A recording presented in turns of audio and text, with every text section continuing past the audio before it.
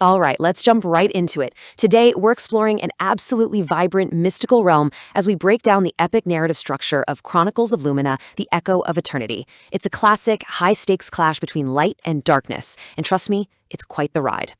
The story literally hooks you from the jump with this echoing, ancient voice from the great tree.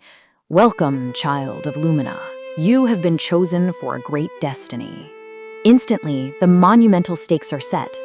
We're not talking about some minor border dispute here. The source material explicitly sets up an impending eternal night that's threatening to swallow the entire realm. And the fate of the whole world? Yeah, it rests entirely on the shoulders of one unknown chosen one. No pressure, right?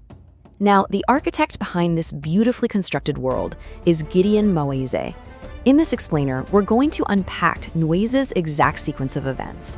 We'll analyze how this legendary fellowship comes together, the intense trials they go through, and of course, their ultimate battle to completely restore balance to Lumina. So our story kicks off with a textbook call to adventure. Meet Aria. She's a young orphan just living a totally ordinary life in the cobblestone village of Everwood. But, as you might guess, the air in Lumina is literally crackling with magic and whispers of heroes yet to rise. Aria's journey is this profound process of self-discovery that yanks her from the quiet streets of her totally mundane existence and drops her right on the threshold of a massive, world-altering destiny. You really can't understand Lumina without wrapping your head around the Great Tree. Think of it as an ancient sentinel standing at the absolute heart of the realm. It's way more than just a landmark. Its branches reach up into the sky, its roots dig deep into the earth, and it holds this incredible dormant power. This power is absolutely crucial because it's the key to unlocking the Chosen One's true potential. And, surprise, surprise, this exact power source is what a malevolent, awakening evil is desperately trying to get its hands on. Aria's awakening isn't just some random event. It unfolds through a very specific mystical sequence. First off, she feels inexplicably drawn to this hidden glade on the outskirts of Everwood, completely bathed in moonlight.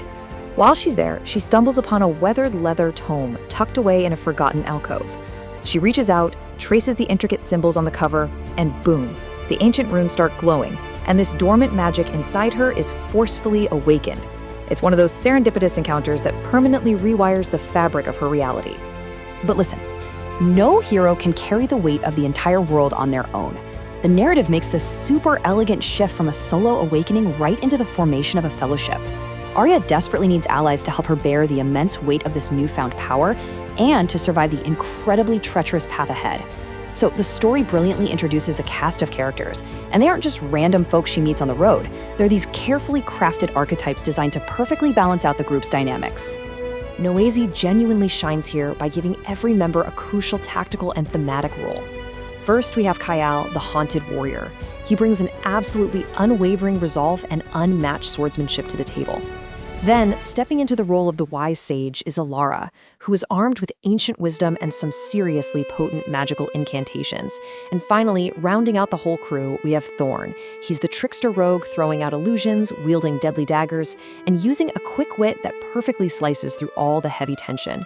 Together, they make sure the Fellowship is actually ready for what's coming. With the Fellowship officially forged, the focus shifts to their physical journey into actual danger. Enter the Road of Trials. They're guided by these cryptic clues that literally whisper through the wind itself. As they journey deeper into Luminalia, you can feel the mystical energy thrumming all around them. It urges them forward through dense, dangerous forests until they finally arrive at this weathered, ancient temple that's absolutely covered in intricate inscriptions. And the pacing of this journey? It escalates relentlessly. Think about it. They go from an ordinary dawn in Everwood to a completely life-altering evening in the Hidden Glade, and then just days later, they're facing grueling trials at the ancient temple. All of this geography, all of this time moving forward, propels them straight toward the final hour, where they have no choice but to enter the literal heart of darkness. Now, inside the ancient temple, it's not just a matter of fighting generic monsters. The trials are highly targeted, like specifically designed for their individual strengths. Kael is forced to rely on his sheer physical fortitude in a grueling test of strength. Elara has to use her massive intellect to decipher ancient incantations and unravel complex mystical mysteries. And the ever-wily Thorne? He gets trapped in a treacherous labyrinth of illusions, challenging him to actually see through a thick veneer of falsehoods. The entire temple is basically a crucible designed to forge them into an unbreakable unit. But physical trials are really just the warm-up.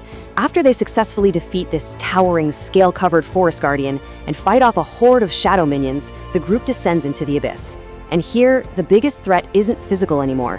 It's completely psychological. They run into a sinister, dark sorcerer. This guy has fully embraced the shadows and wields a kind of power that is specifically designed to exploit their deepest insecurities. And this brings us right to the central thematic struggle of the whole text. The forces of light, they run on unity, trust, and forgiveness. But that directly clashes with the forces of darkness, which the sorcerer uses to weaponize doubt, discord, and betrayal. Right in the middle of their confrontation, the dark sorcerer forces this devastating revelation, a dark hidden secret from Kael's haunted past. This isn't just a spell thrown at them. It is a highly calculated strike, meant to create a massive internal rift and completely destroy their shared purpose. The emotional fallout from this betrayal is super intense. The group is entirely shocked by Kael's forced confession. You see Elara, desperately looking for stability, retreating completely into her arcane studies for solace. Meanwhile, Thorne, who is normally the source of all their quick-witted levity, falls completely silent. The Fellowship is literally on the brink of collapse. But in this amazing, pivotal moment of character growth, they consciously choose forgiveness. They realize that true strength doesn't lie in being perfect. It's about acknowledging mistakes and actively choosing unity when everything hits the fan. And honestly, healing that rift couldn't have happened a second sooner because they are immediately thrust into the ultimate ordeal. Reinvigorated and truly united, the Fellowship finally reaches the absolute heart of darkness. The source material is so vivid here. It describes the earth literally trembling beneath their feet, the sky crackling with dark energy, all as they come face to face with the ancient evil itself, the Shadow King, just this twisted, terrifying being of pure malice that's completely hungry for destruction. The mechanics of this climactic battle are just spectacular.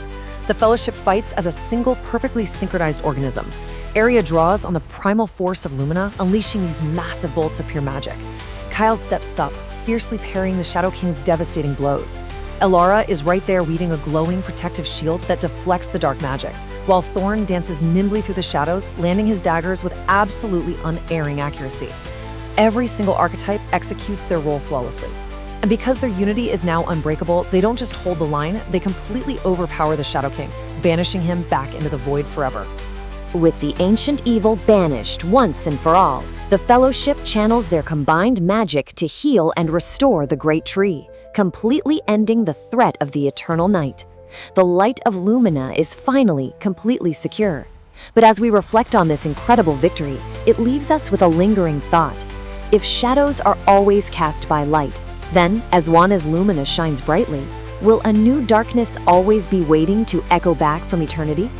Thanks so much for joining me on this explainer, and keep learning!